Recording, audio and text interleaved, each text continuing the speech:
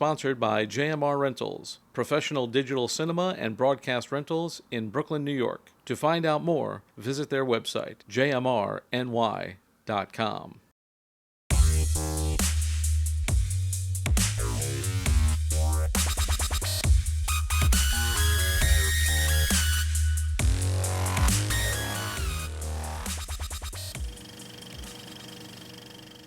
Hello and welcome to No Rest for the Weekend, where we go behind the scenes and talk to the creators of independent entertainment. I'm Jason Godbey, and recently you've seen some episodes that came from the Katra Film Series Alumni Spotlight. This is another one of those episodes. The filmmaker that I'm interviewing here, she's terrific. She is an Indie Spirit Award nominee. She's also a Directors Guild of America honoree for her debut feature, Christmas Wedding Baby. Here is my interview with Kiara C. Jones. Welcome, Kiara. Hi, Jason. Thank you so much for having me. Hey, it's great to have you and Joffrey Guerrero and all the good folks at Katra. Thank you for doing this as well. This should be a lot of fun. I was looking over your resume. You got a lot of great stuff to talk about, and you got like a zillion projects that are currently in production or in post-production. So we can talk about those a little bit later. But first, I want to talk to you about you and kind of see how you got here. How did you get started in the whole filmmaking biz? Like, what is your origin story, so to speak? So I started in broadcast radio and television, and I spent some time in the United States Air Force, and I was doing radio and television. And then I moved on to live shows and events in Las Vegas. And I was using a lot of the skills and talents I had to create corporate events for clients. And then I thought to myself, you know, I'd like to use these talents and skills I have to write and direct and edit to create my own works. So I applied for film school at NYU, and I went to graduate film at NYU. And that is pretty much what launched my filmmaking career. You had been involved with Katra for a little bit, like you submitted films there and so forth. Tell me a little bit about your Katra experience and how that sort of came about. Well, you know, it's interesting. Actually, one of my very first films at NYU, my very first short films, Amazon Women, premiered at Katra, which is actually where I met my husband. Like, there's a whole big Katra story. This is when Katra was at the club Katra, which is down in the Bowery, you know. And it was like the big draw was, I think they had like a $10 cover, but it was like 2-for-1 drinks, you know. And it was a showcase in this sort of a nightclub space. It was super New York, very trendy. People would come in and sort of relax, and they would screen the films, and you get real up close and personal with filmmakers and get a chance to meet other filmmakers, which is really wonderful. And have a place to showcase your work and meet your audience, which, you know, is a thing that I think a lot of people miss about sort of breaking into the film industry. It's really important to screen your works in front of an audience, in front of a group of people. That's the way film is intended to be seen. I know we're watching them on our phones and we're watching them in our homes in so many different ways now, but in the way they were intended, in front of an audience, and then watch their response to your work. You know, I've seen my films many, many times, but when I'm in the theater with my films, or when I'm in any space with my films, I'm always just watching the audience to see if they're responding to the joke, or are they scared where they're supposed to be scared, or, you know, did that intro take them, like, you know, when do they all start reaching for the popcorn? When do they start leaning off? So those sort of very connected and visceral experiences, because in the Katra space, it was small. So you were right next to them. And a lot of times people didn't know you were the filmmaker, and they say things. They make comments.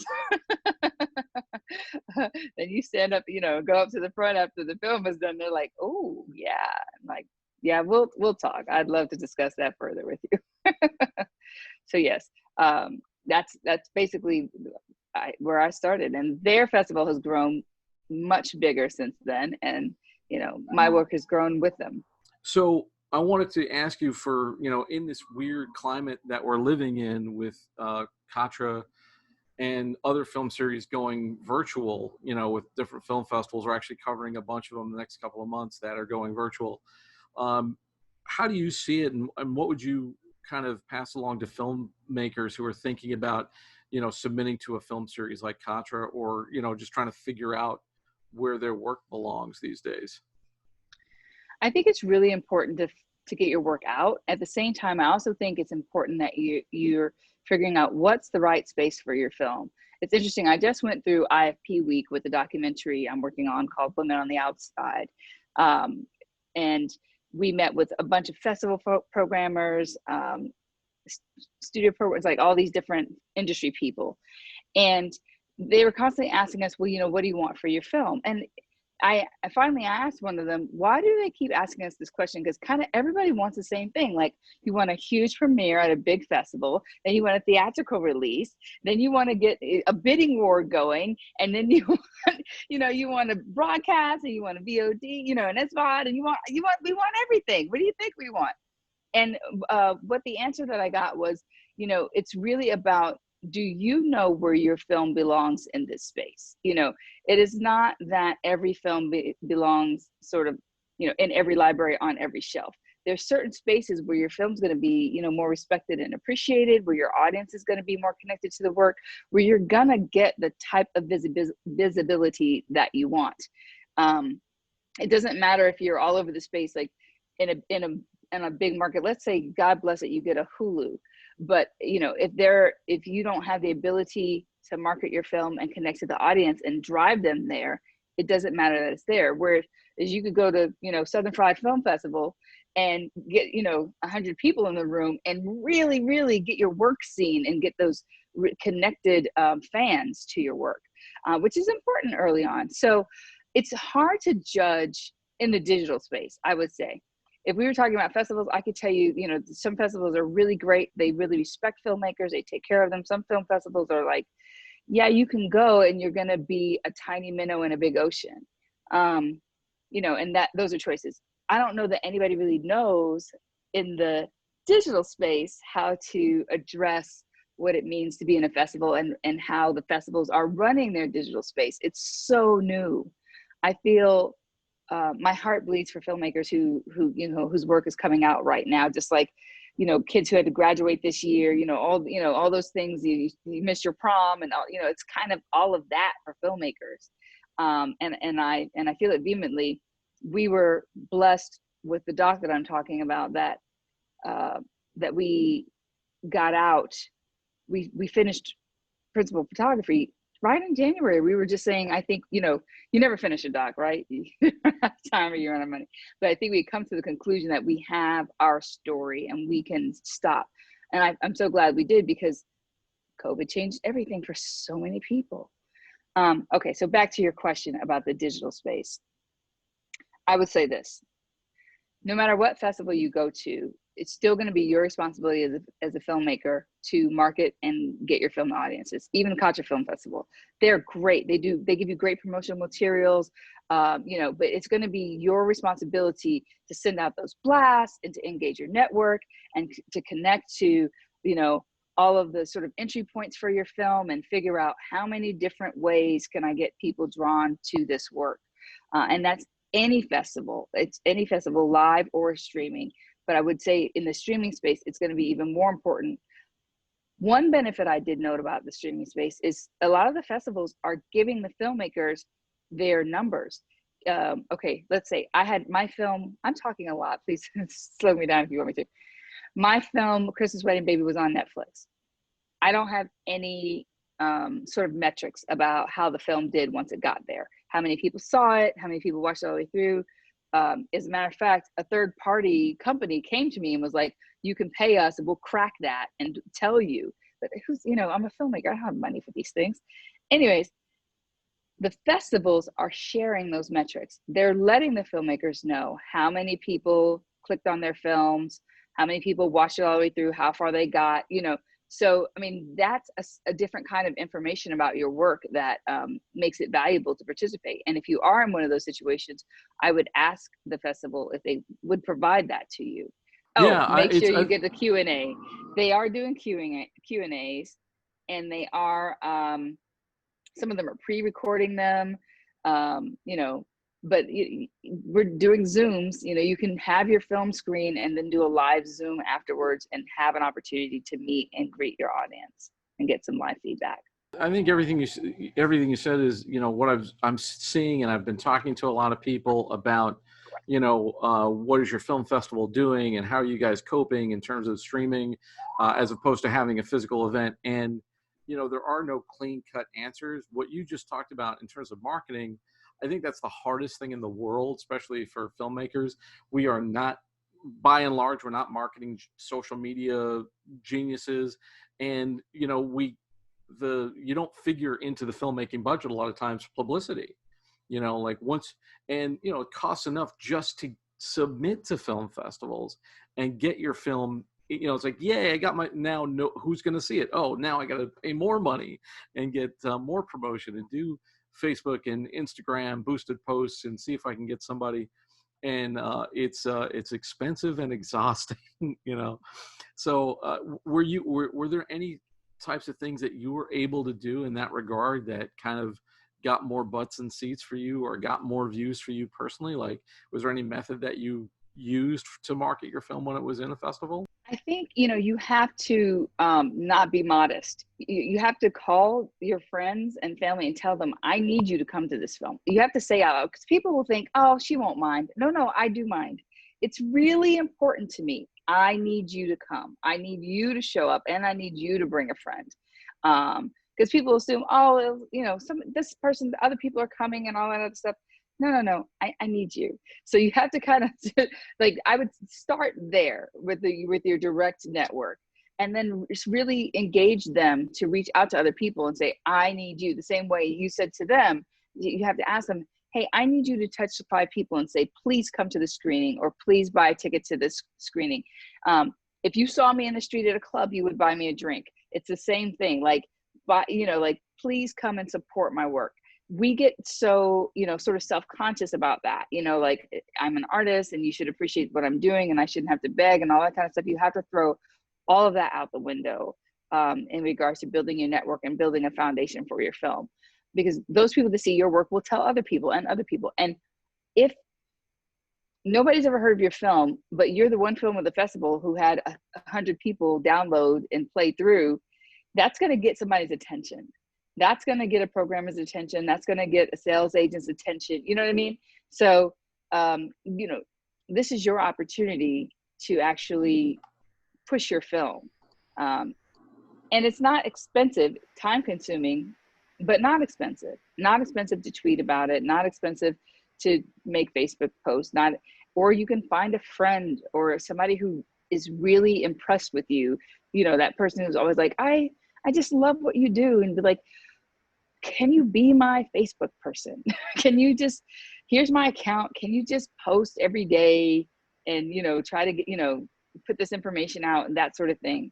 I know people aren't using Facebook as much anymore. It's all Insta and, Twitter and all that other stuff. But anyways, whatever method you use, send a homing pigeon. I don't know, but you've got to get the word out. That's part of the difficulty. And I also think there's a disconnect between filmmakers and film festivals, where film festivals expect the filmmakers to do the advertising and get people to come to screenings or get people to watch online. And the filmmakers are expecting the film festivals to do that for them. And, the truth is, it only works when both do it, because it's so hard to get people's attention, think about all of the stuff that you see online and the incredible amount of information that is on any social media stream or wherever you look. How do you break through that? Well, you just need a lot of attention. What you're talking about works, word of mouth. People saying, hey, I heard about this thing. It's my friend. You should see. That stuff means more to most people than I saw it randomly on my feed because somebody, paid $10 on Facebook to do a boosted post. But, it's all hard. None of it's easy. The other thing I wanted to talk to you about, in particular, I can't imagine a time that's sort of more rife for this type of conversation, because you've made a particular kind of movie and you've called yourself a socially conscious filmmaker. And that's probably something that has to do with your success as a type of movie that you make. and, you know, having sort of like if it's a documentary, if it's important to a certain conversation and so forth. But I wanted to talk to you a little bit about like what that means to be socially conscious, and the importance of that for filmmakers and media creators in particular. Well, you know, I'm a socially conscious person, so it only makes sense that I'm a socially conscious filmmaker. In the same way that if you're an environmentally conscious person, you're probably going to be an environmentally conscious filmmaker and not have a lot of waste and, you know, misuse on your sets and all of these kinds of things. You know, film has defined and shaped the way we see each other as human beings, you know, for hundreds of years, and will continue. The films of the past inform you on how you see me, and me on how I see you.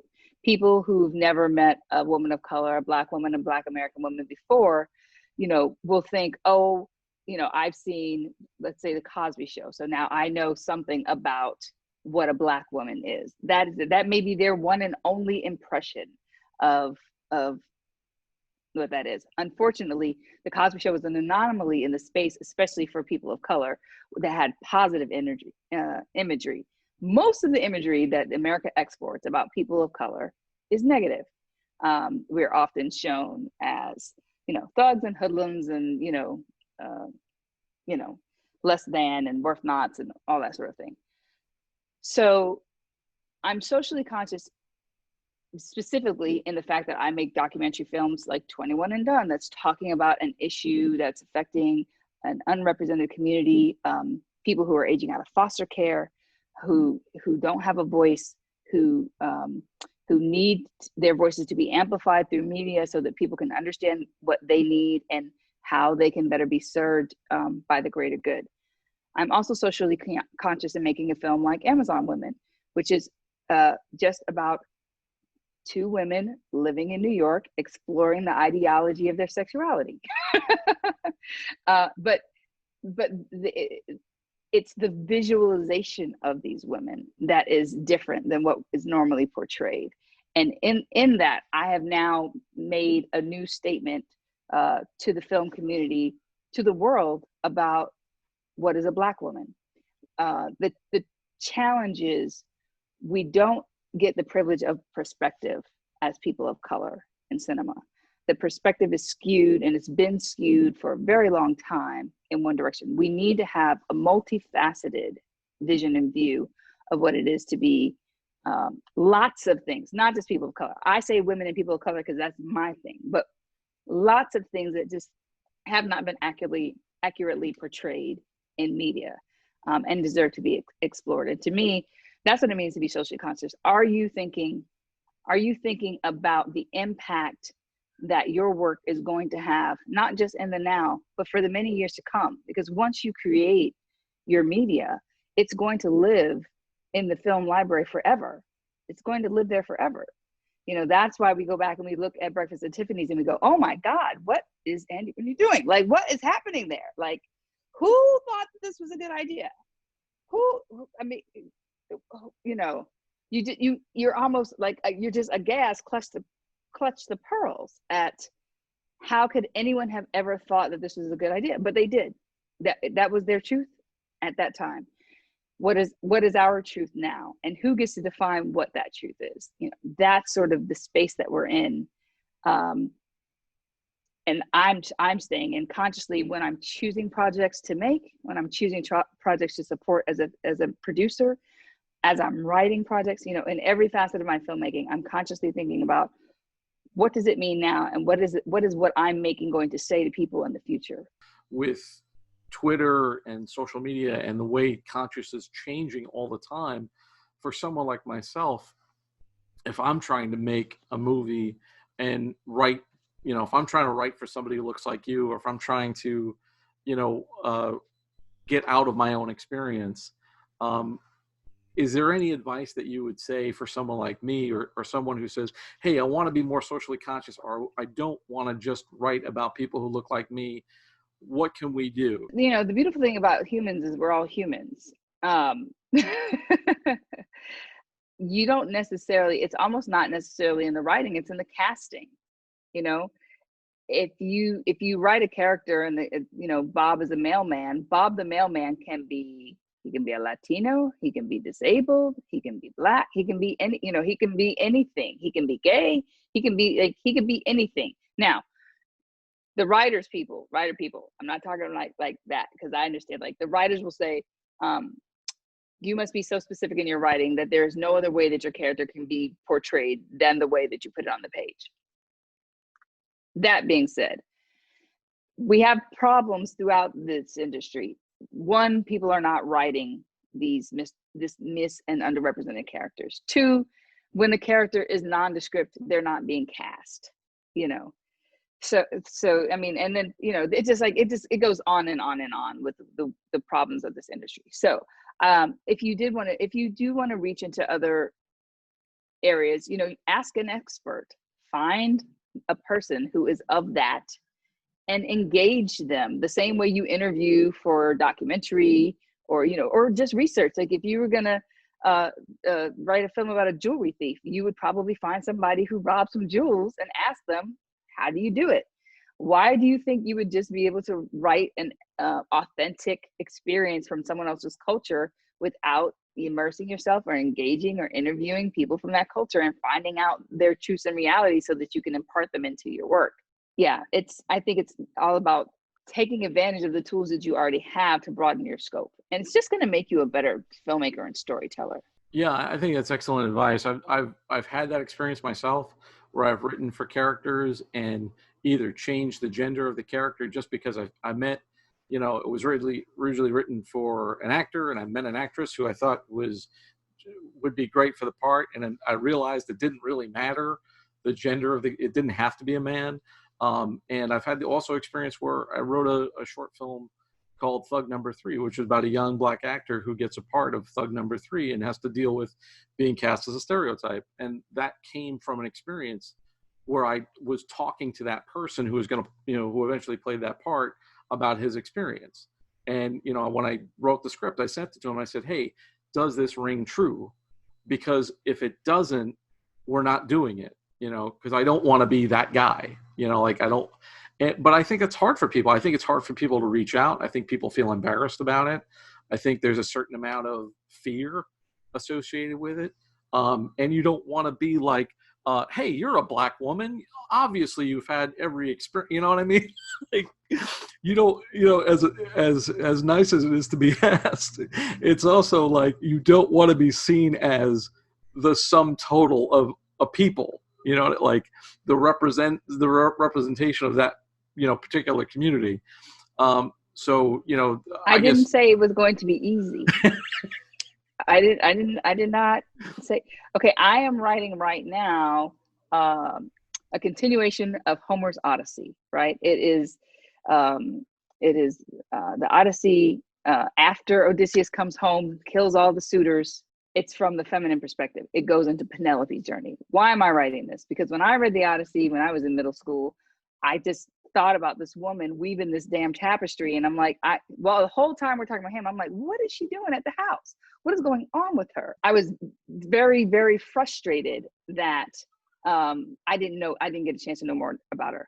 At the time, my teacher said, well, you can't rewrite the classics. Aha, but you can, And in the same way that I'm reaching back into Homer, and I've got all kinds of books, I'm watching all the films from there.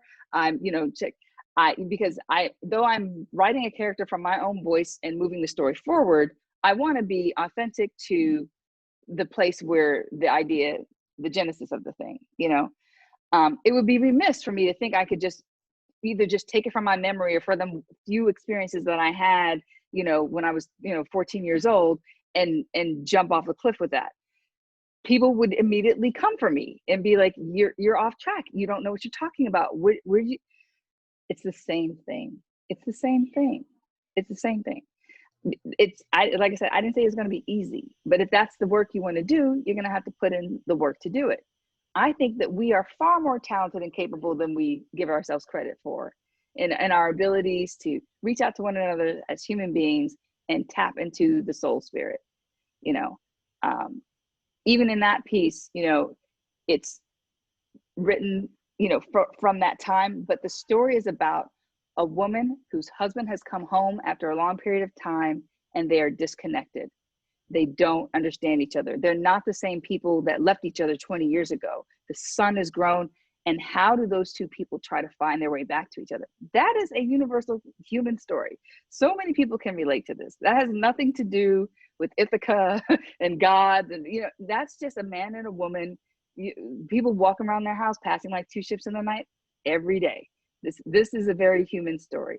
So I say that to say, don't be afraid of the material, because at the core of it, there's something that's very visceral and human that you're trying to get to, which is the reason why you're writing the film, or the reason why you're, directing the film, whatever it is that you're doing. So keep that in your pocket, hold strong to that, and then reach out and get the information that you need to feel confident in your storytelling. This has been great. I want to move on a little bit to see if you have anything you want to talk about in terms of currently running projects that you've been involved with, upcoming projects you want to tell the world about.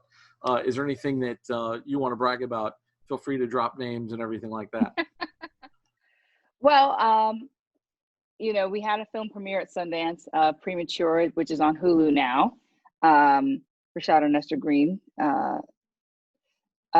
directing.